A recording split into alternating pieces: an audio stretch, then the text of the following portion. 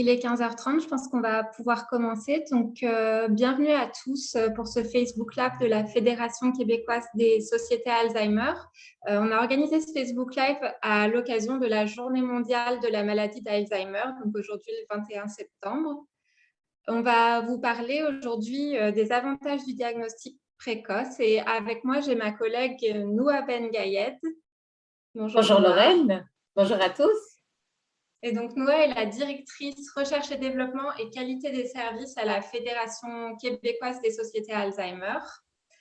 Alors, quelque chose d'important, c'est qu'on vous invite à poser vos questions pour Noah dans le clavardage pendant tout le live. N'hésitez pas à poser vos questions donc, sur les signes précurseurs de la maladie, le diagnostic, et ça nous fera plaisir d'y répondre. Une première question pour toi, Noah. Est-ce que tous les signes précurseurs de la maladie d'Alzheimer sont connus? Alors, dès qu'on parle maladie d'Alzheimer, on pense toujours perte de mémoire. C'est peut-être le signe précurseur que tout le monde va reconnaître. Et d'ailleurs, c'est aussi dans le cas de la maladie d'Alzheimer, un des premiers signes précurseurs qui est décelé chez les personnes potentiellement atteintes. Par contre, il ne faut pas oublier qu'il y a une panoplie de signes précurseurs auxquels il faut prêter attention. C'est notamment des problèmes de langage, une perte d'intérêt. Ça arrive assez souvent, surtout en début de maladie, par rapport à des activités, des discussions qu'on aimait avoir et puis que malheureusement, la personne, petit à petit, perd l'intérêt vis-à-vis de ces activités-là. C'est aussi des changements de personnalité, des changements de comportement, des orientations dans l'espace et dans le temps.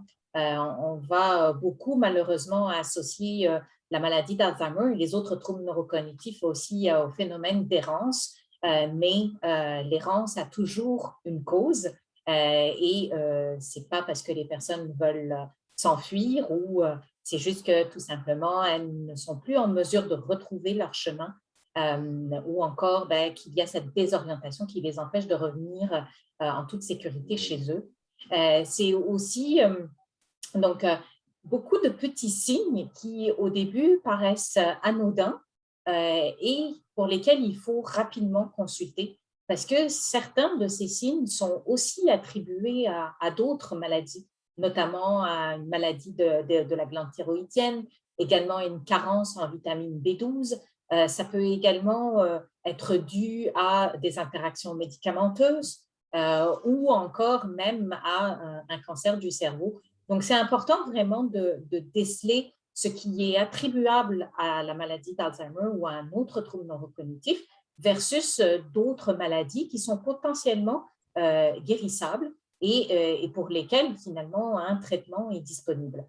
On confond également parfois, surtout en début de maladie, la dépression et la maladie d'Alzheimer. Beaucoup des symptômes qui sont associés à la maladie d'Alzheimer, on va les retrouver aussi chez les personnes qui souffrent de dépression ou d'anxiété sévère. Et donc, vraiment de consulter son médecin pour avoir un diagnostic potentiellement est très important et le plus tôt est le mieux. Merci Noah. Et en fait, à partir de combien de signes précurseurs il faut commencer à s'inquiéter? Est-ce que c'est dès qu'on a un signe? Est-ce qu'il faut attendre d'en avoir 10? Alors, non, effectivement, il ne faut pas avoir tous les signes précurseurs parce que justement, dépendamment du trouble neurocognitif, on ne va pas avoir les mêmes symptômes et surtout, chaque personne vit la maladie d'Alzheimer ou un autre trouble neurocognitif de manière très personnelle. Chez certaines personnes, il y aura effectivement des problèmes de langage, des problèmes de comportement, beaucoup moins par problème de mémoire, beaucoup moins de perte d'intérêt. La personne va demeurer active très longtemps. Et donc, il faut vraiment y aller lorsque les symptômes deviennent récurrents, deviennent persistants et surtout qu'ils affectent la capacité de la personne à effectuer les tâches de la vie quotidienne. C'est vraiment ça le plus important. Il faut qu'il y ait un impact sur la vie de la personne et ce n'est pas vraiment le nombre de symptômes ou de signes précurseurs, mais plutôt l'impact que ça va avoir sur la personne et aussi sur son entourage. Parce qu'il ne faut pas oublier que la maladie d'Alzheimer ou les autres troubles neurocognitifs, ben, ça se vit en famille. Ce n'est pas juste la personne qui en est atteinte qui doit en subir les conséquences, mais ça va aussi avoir un impact sur le proche aidant, sur les enfants, sur le conjoint, sur la famille élargie. Et est-ce que certains de ces signes sont communs avec d'autres troubles neurocognitifs? Effectivement. Donc, en fait, les troubles neurocognitifs, c'est vraiment une variété de symptômes, tels qu'on les a décrits, qui vont avoir un impact majeur sur la capacité de la personne à effectuer les tâches de la vie quotidienne. Et on va distinguer plusieurs troubles neurocognitifs. La maladie d'Alzheimer, c'est peut-être le trouble neurocognitif le plus diagnostiqué, avec environ 60 à 80% des personnes diagnostiquées, mais on va retrouver, par exemple, la maladie Accordet-Lewy, qui, elle, va avoir plus des symptômes associés à la maladie d'Alzheimer, donc une perte de mémoire, mais également, il y aura des difficultés motrices, donc associées à la maladie de Parkinson. Il va y avoir également des troubles du comportement associés à des hallucinations et la séquence avec laquelle en fait, ces symptômes vont apparaître vont être très variables d'une personne à une autre. Dans le cas, par exemple, de la maladie ou de la dégénérescence spatio-temporale, celle-ci, elle va plutôt toucher le comportement, le langage, beaucoup moins la perte de mémoire. Un autre trouble également qui est la maladie vasculaire ou la maladie mixte. La maladie mixte, ça va être en fait un mélange entre la maladie d'Alzheimer et la maladie vasculaire où elle sera plutôt due à un AVC. Et donc, la même chose, on va avoir plus des problèmes de langage. Donc, vous voyez, en fait, les symptômes vont être très similaires d'une maladie à l'autre. Plusieurs de ces symptômes sont communs aux différents troubles neurocognitifs, mais par contre, leur apparition et leur évolution durant le parcours de la maladie va différer, encore une fois, dépendamment du trouble neurocognitif et aussi de la personne qui vit avec ce trouble neurocognitif. Une autre question qu'on se pose souvent, c'est en fait, est-ce que la perte de mémoire, ça peut faire partie du vieillissement normal et à quel moment est-ce qu'on doit s'inquiéter que c'est plus normal en fait? Alors, effectivement, ça c'est un grand mythe que la maladie d'Alzheimer ou les autres troubles neurocognitifs font partie du vieillissement normal, ce qui n'est pas du tout le cas. Les troubles neurocognitifs sont vraiment des maladies neurodégénératives, irréversibles, et la grande différence avec le vieillissement normal, oui, le vieillissement normal va s'associer avec des pertes de mémoire, des pertes d'attention, avec également des difficultés motrices, avec une réduction du champ visuel. Mais la grande différence avec le trouble neurocognitif, c'est l'impact sur la vie de tous les jours. Il faut vraiment que ces pertes de mémoire ou ces difficultés de langage se passent de manière répétée, également dans le temps sur une longue période, et c'est leur impact qui va être important. Donc, de ne pas se rappeler, par exemple, un événement qui s'est passé il y a 1 an, on a tous eu ça, de se rappeler les détails de qui était invité à l'anniversaire de ma tante Gilberte ou qu'est-ce qu'on a mangé au souper de Noël il y a 2 ans. Ça nous arrive tous.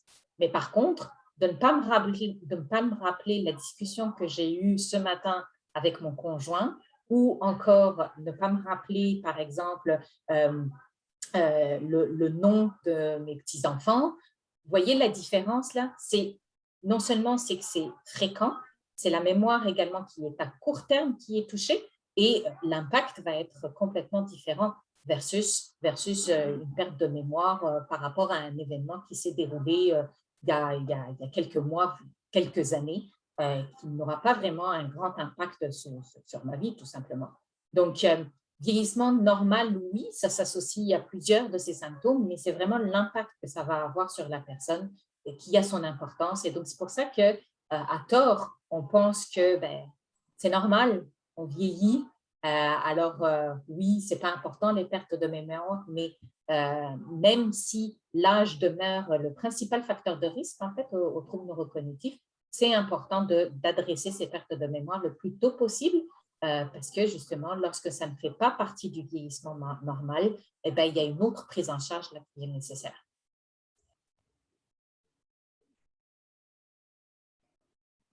Puisque la maladie d'Alzheimer, elle est incurable, à quoi ça sert en fait d'aller consulter, de se faire diagnostiquer sans tarder?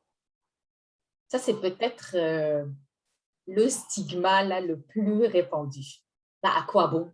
C'est une population vieillissante, il n'y a pas de traitement. À quoi ça sert d'avoir un diagnostic? À quoi bon? Sauf que ne pas avoir un diagnostic, c'est là où ça fait mal, en fait. Qu'est-ce qu'un diagnostic nous apporte? D'une part, le diagnostic va permettre, en fait, d'éliminer d'autres maladies ou d'autres conditions qui pourraient être traitables. Comme je vous le mentionnais tantôt, une carence en vitamine B12, un cancer du cerveau, des interactions médicamenteuses, un problème d'alcool également. Tout ça, on peut y remédier, on peut agir et donc finalement vivre avec ces conditions-là parce qu'il y aura un traitement.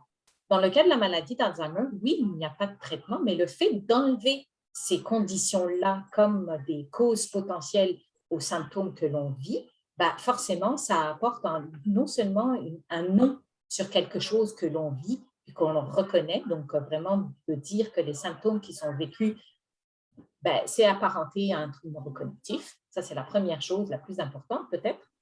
C'est aussi de se dire, oui, c'est incurable, mais il y a des traitements qui sont disponibles. Il y a 4 médicaments qui sont approuvés par Santé Canada et qui font une réelle différence et pour lesquels, en fait, l'impact est optimal en début de maladie. Donc, c'est pour ça qu'il faut vraiment avoir recours au diagnostic pour pouvoir bénéficier des bienfaits de la médication. Ensuite, c'est aussi de faire une différence dans sa vie personnelle en participant à la recherche clinique. Donc, il y a énormément d'essais ou d'études cliniques qui sont en cours actuellement au Québec, qui sont en cours de recrutement et qui vont finalement améliorer la condition de vie de la personne avec la maladie. Donc, ce n'est pas négligeable. Et puis, surtout, ça apporte une réelle différence dans notre vie personnelle. Et puis, forcément, c'est aussi d'avoir recours à des services. Un diagnostic, ce n'est jamais facile, ni pour la personne qui le reçoit, ni pour la personne qui le donne. Mais par contre, pouvoir se tourner vers des ressources spécialisées comme la Société Alzheimer pour justement pouvoir franchir ces différentes étapes, ces transitions importantes dans le parcours avec la maladie d'Alzheimer, c'est très important pour mieux comprendre la maladie, planifier aussi l'avenir avec cette nouvelle donne. Et puis aussi, c'est d'en parler autour de soi. C'est important parce qu'avec la maladie d'Alzheimer vient aussi malheureusement un certain nombre de stigmas, de préjugés. Les gens s'isolent beaucoup, d'une part en raison de la maladie elle-même avec la perte d'intérêt, mais l'entourage aussi s'éloigne parce qu'on ne sait pas comment parler à la personne, parce qu'on ne sait pas comment agir avec la personne. Et donc, forcément, qu'est-ce qu'on a tendance à faire face à l'inconnu? C'est de s'éloigner.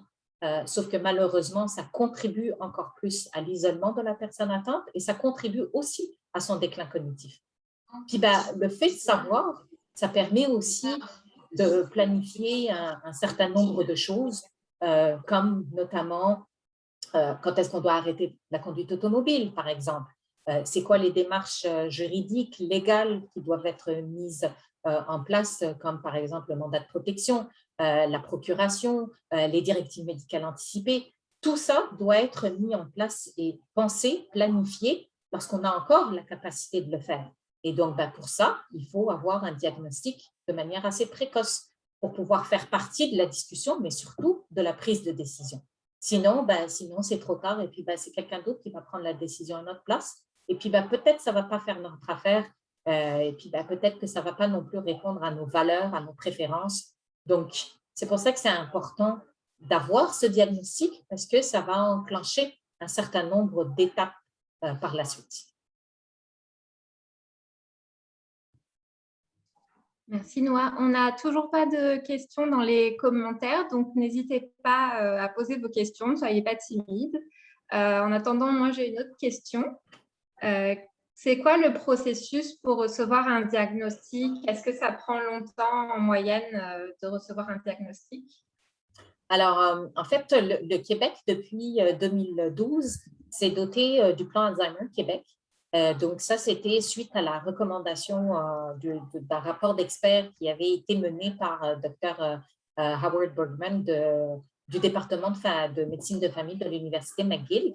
Et il y avait un certain nombre de recommandations de priorité, dont le diagnostic précoce dans un contexte, effectivement, où les cliniques de mémoire étaient, oui, excellentes, mais elles n'avaient pas la capacité d'accueillir un grand nombre de patients.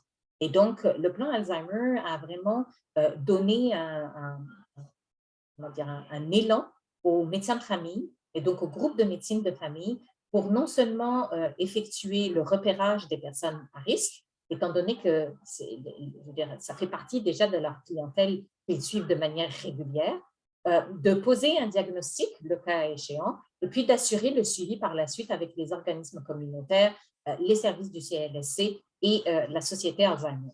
Et donc, un diagnostic, d'une part, ça nécessite un médecin de famille, et c'est uniquement, en fait, les cas, ce qu'on appelle les cas atypiques. Donc, par exemple, une personne qui aurait la maladie d'Alzheimer à début précoce ou une forme génétique, ou encore les autres troubles neurocognitifs comme la dégénérescence frontotemporale, corps de Léwy, maladies vasculaires, qui, eux, devraient être redirigés vers une deuxième ou une troisième ligne, donc une clinique de mémoire ou un médecin spécialiste.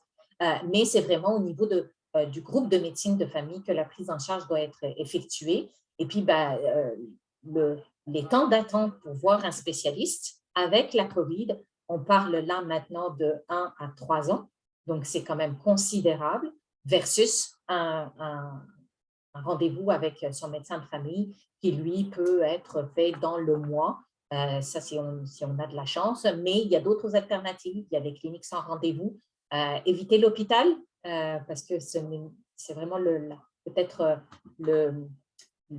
l'endroit le moins équipé pour accueillir une clientèle avec un trouble neurocognitif. Et ça n'a rien à voir avec la pandémie. C'est juste que l'hôpital, en fait, c'est l'endroit où, pour une personne qui présente des troubles de mémoire, des problèmes d'attention, de jugement, une désorientation dans l'espace et dans le temps, ça n'apporte que de l'anxiété, ça n'apporte que plus de confusion, parfois même des déliriums. Et donc, ce n'est vraiment pas l'endroit là pour aller, encore plus maintenant qu'il y a la COVID. Mais c'est vraiment votre médecin de famille à qui il faut s'adresser pour obtenir un diagnostic. Et le diagnostic, ça se fait en fait en plusieurs étapes. Il y a d'abord une évaluation de l'histoire de vie. Donc, on fait un bilan de la médication qui est déjà prescrite, donc au dossier du patient. On fait également un bilan des symptômes qui sont observés par la personne et son proche aidant. On fait également un bilan sanguin pour voir s'il n'y a pas un débalancement au niveau des hormones, au niveau si le diabète est bien contrôlé, l'hypertension, le cholestérol, étant donné que c'est des facteurs de risque. Et puis, s'ensuit par la suite l'évaluation cognitive avec donc des tests d'évaluation cognitive comme le MMSE et le MoCA.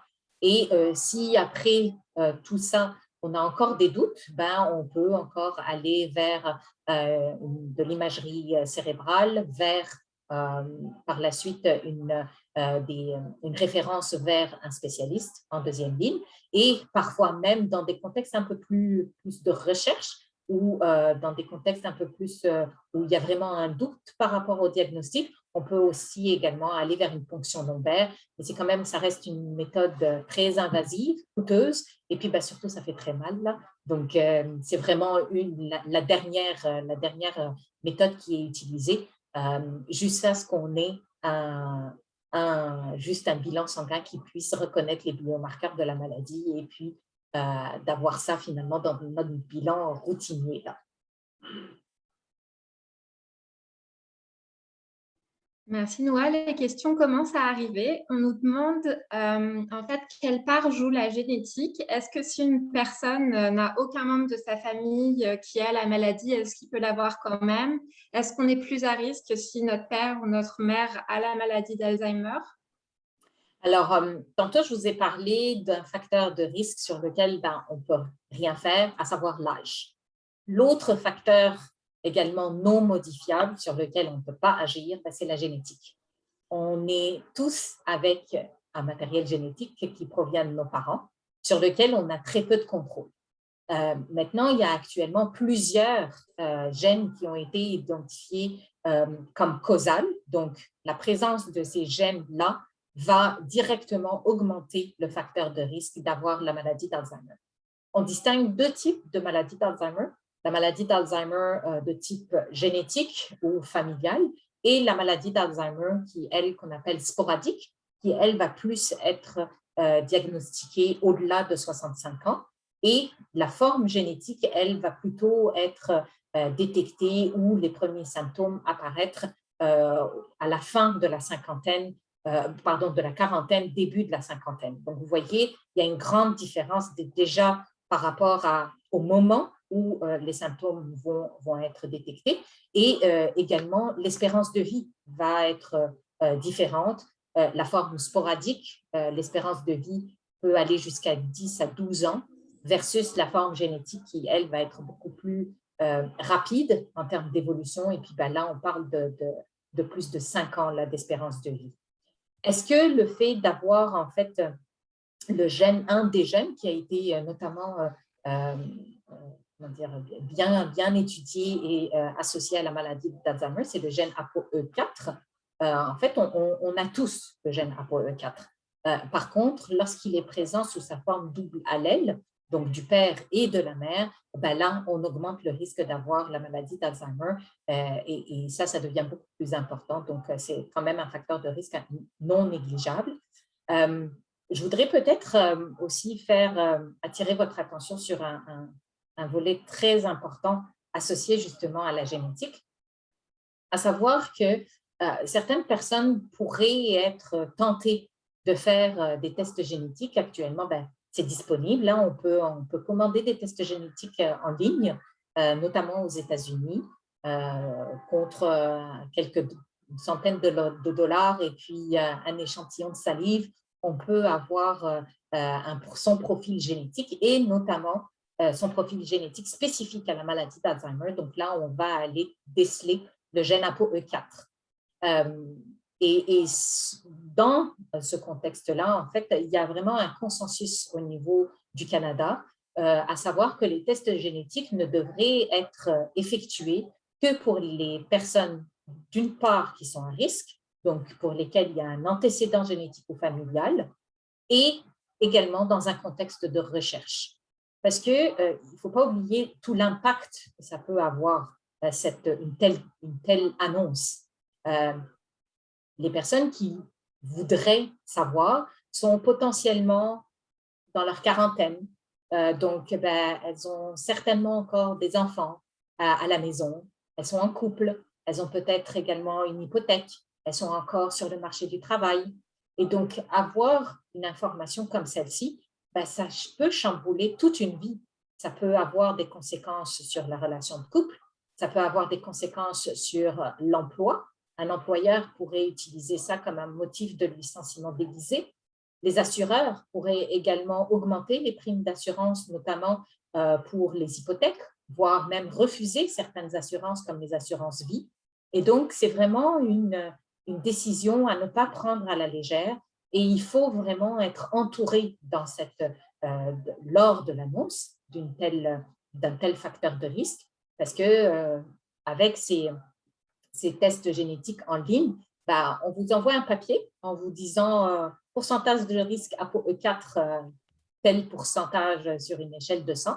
Et on a bien reçu votre virement bancaire, merci. Donc, ça a quand même un impact majeur et il faut vraiment qu'il y ait une prise en charge adéquate par rapport à ça. On a beaucoup d'autres questions. Alors, on nous demande Quand on a un diagnostic de dégénérescence frontotemporale, on peut faire appel à sa société Alzheimer.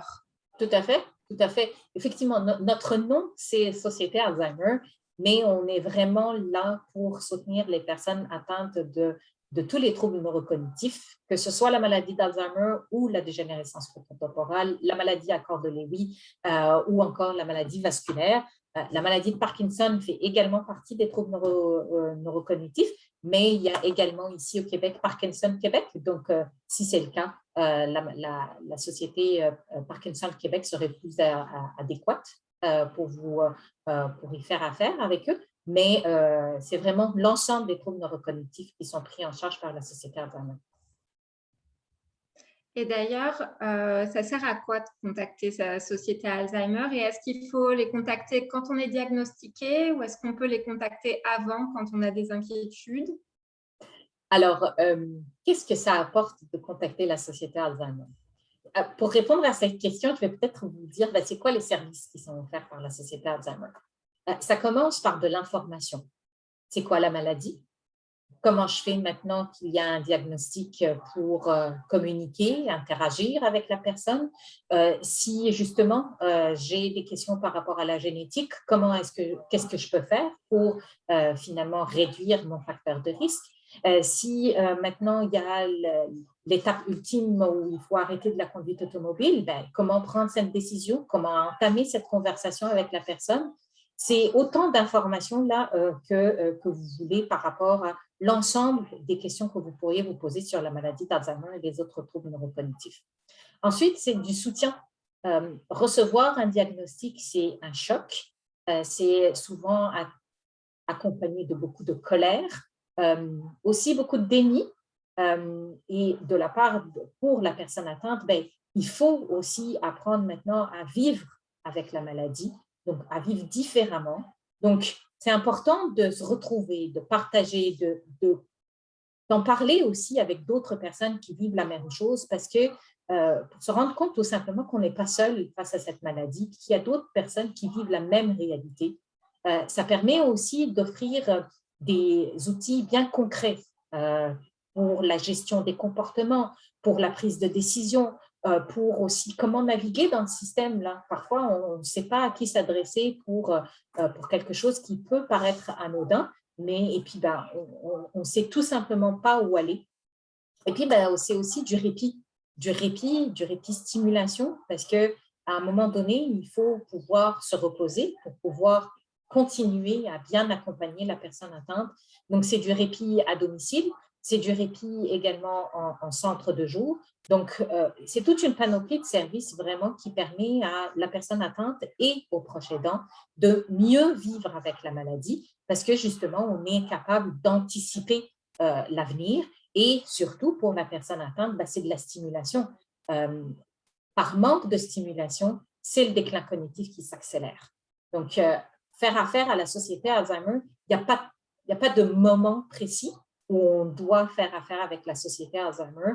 Ça peut être même avant le diagnostic, quand on se pose justement des questions par rapport à qui est-ce que je m'adresse là? Je contacte mon spécialiste, je contacte mon GMF, je n'ai pas de médecin de famille, je ne suis pas suivie par un médecin de famille. À qui est-ce que je peux me tourner? Versus, on est à un stade maintenant où on doit penser à l'hébergement. Où est-ce que je vais? Donc, vous voyez, la panoplie de services est très large. Et puis, c'est vraiment le continuum de soins et de services aux personnes atteintes et aux proches aidants qui est offert. Et il n'y a pas de bon ou de mauvais moment pour contacter sa société Alzheimer. Merci, Noah. Une autre question, c'est qu'aujourd'hui, il y a un nouveau rapport qui a été publié par Alzheimer Disease International sur le diagnostic de la maladie d'Alzheimer. Ce serait quoi pour toi les conclusions importantes à tirer de ce rapport? Effectivement, alors le rapport d'Alzheimer Disease International, donc c'est vraiment l'entité internationale qui représente plus de 117 associations Alzheimer à travers le monde.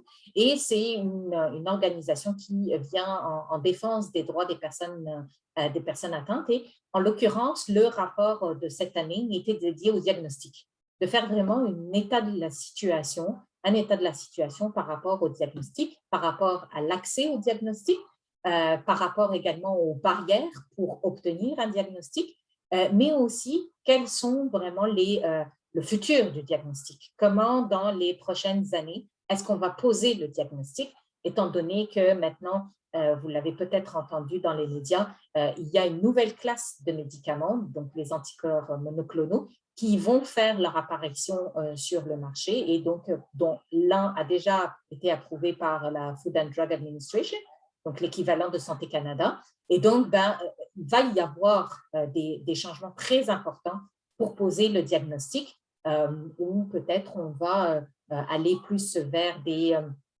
tests sanguins qui sont déjà en cours d'évaluation. Donc, le rapport vient vraiment faire un état de la situation. Et ce rapport a été aussi rédigé pour la première fois par une équipe de chercheurs de l'Université de McGill. Donc, il y a aussi des données du Québec et du Canada. Et on a d'ailleurs fait partie de de la collecte de données. Et puis, d'ailleurs, je remercie beaucoup des gens qui sont là, qui nous suivent sur notre page, parce que vous avez été nombreux à répondre à ce questionnaire lorsqu'on l'a partagé. Ce qui sort de ce rapport-là, c'est vraiment assez accablant comme état de la situation, à savoir que, d'une part, les cliniciens reconnaissent à plus de 75% qu'il va y avoir une augmentation accrue du nombre de personnes qui nécessiteront un diagnostic. Ça va être peut-être le gros défi de notre prochaine génération. Donc, on parle beaucoup d'un tsunami. Déjà, la Société Alzheimer parlait d'un raz-de-marée en 2012, puis on y est là maintenant dans le raz-de-marée. Également, il y a quand même 45% des personnes qui ont reçu un diagnostic qui reconnaissent que l'information lorsqu'elles ont reçu au niveau du diagnostic était adéquate, uniquement 45%, ce qui veut dire qu'il y a encore énormément de travail à faire pour informer les gens par rapport à l'après-diagnostic. Également, les stigmas sont encore très, très importants et encore très présents pour recevoir un diagnostic, que ce soit de la part des cliniciens eux-mêmes, mais également de la part de la personne aussi qui cherche ce diagnostic-là, la peur de le recevoir et aussi les coûts qui sont associés au diagnostic. Donc, vous voyez, il y a encore beaucoup de chemin à faire, non seulement pour poser un diagnostic, mais on s'estime quand même assez chanceux ici au Québec et au Canada de par la situation que l'on vit avec notamment le plan Alzheimer, avec la stratégie nationale sur les troubles neurocognitifs. Mais malheureusement, les pays en développement ou même à faible revenu, elles font face à d'énormes défis.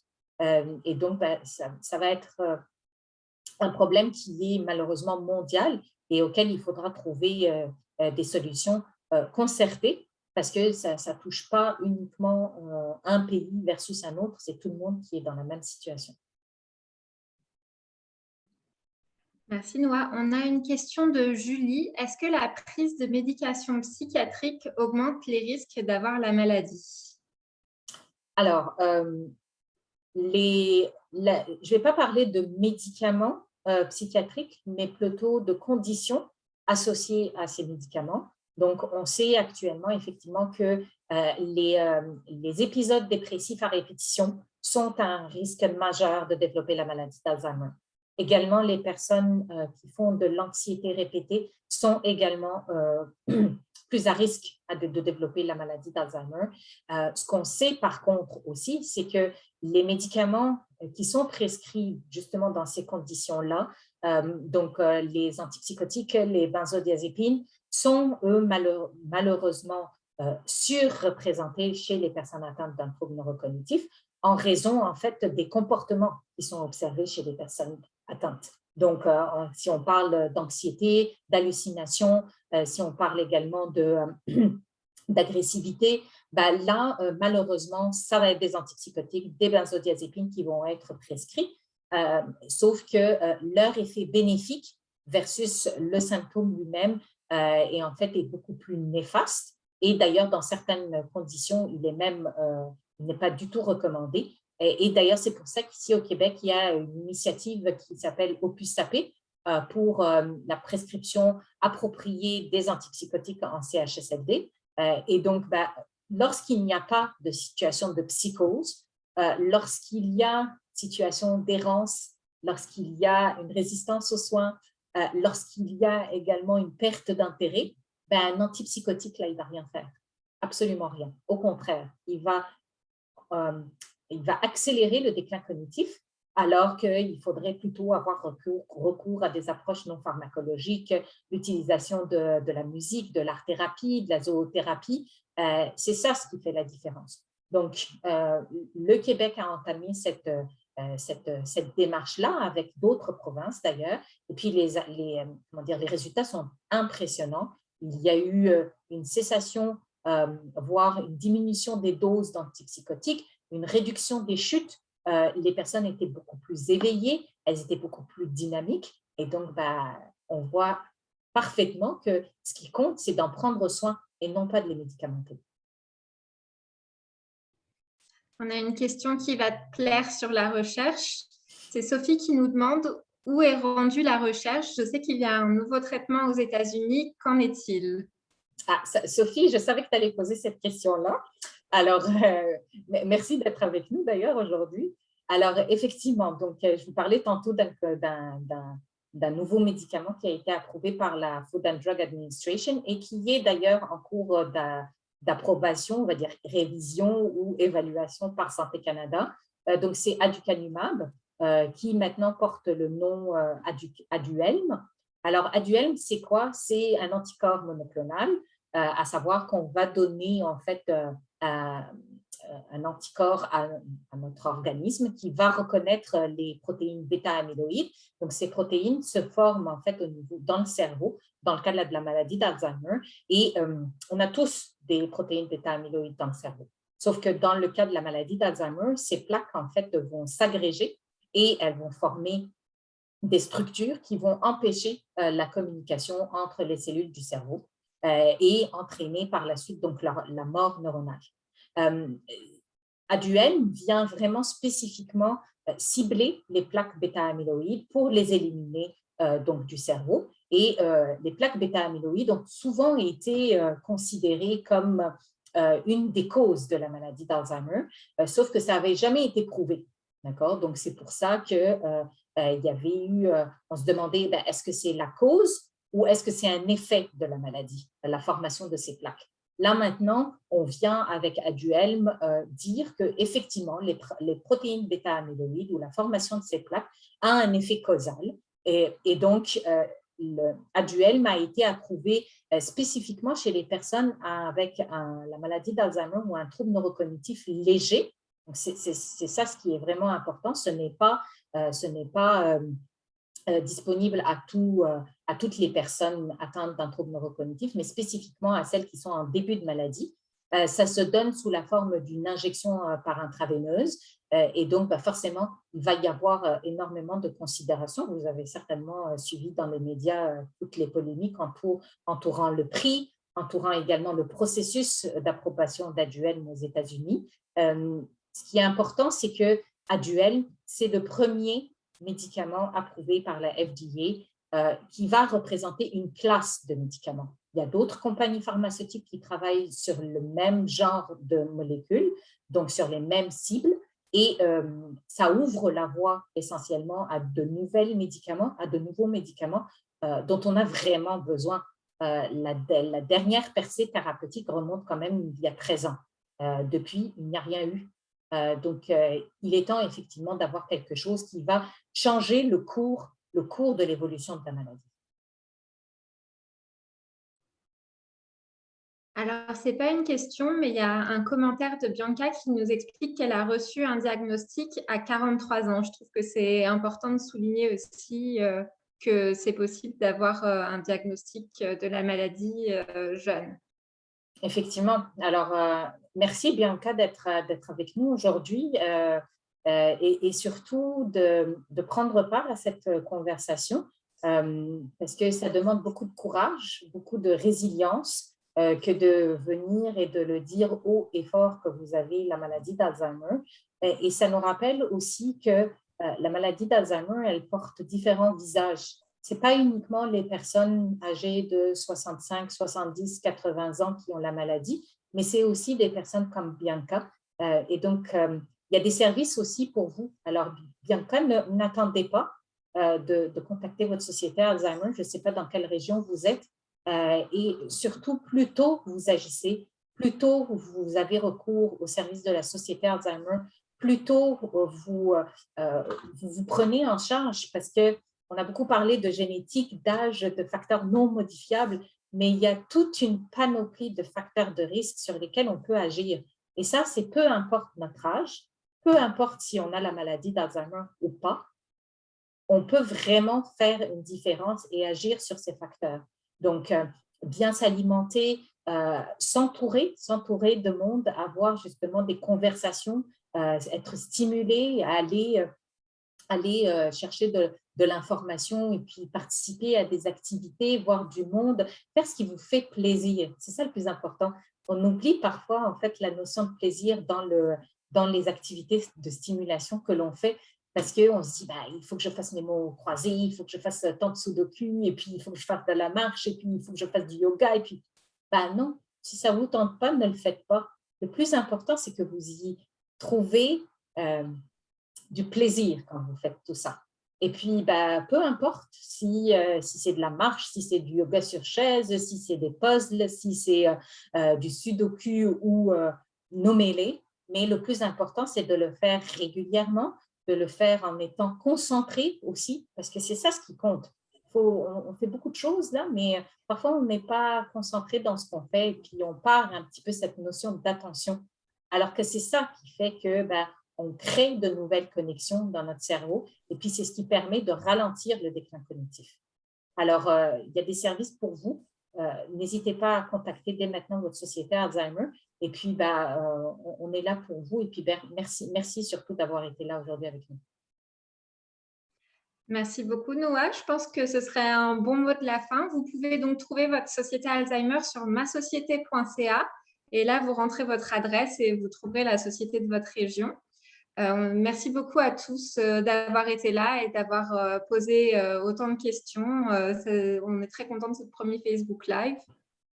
Donc, on vous souhaite une très bonne journée mondiale de la maladie d'Alzheimer. Merci beaucoup, Lorraine. Et puis, effectivement, aujourd'hui, c'est la journée internationale. Le but, c'est vraiment de s'informer, d'être sensibilisé à la maladie d'Alzheimer parce qu'on connaît tous quelqu'un qui est atteint ou qui vit avec la maladie d'Alzheimer, que ce soit une personne atteinte ou que ce soit un proche aidant. Alors, aujourd'hui, juste prenez le temps de l'appeler, de lui dire comment ça va et puis juste de lui dire que vous êtes là pour elle. Voilà, merci à vous. Merci.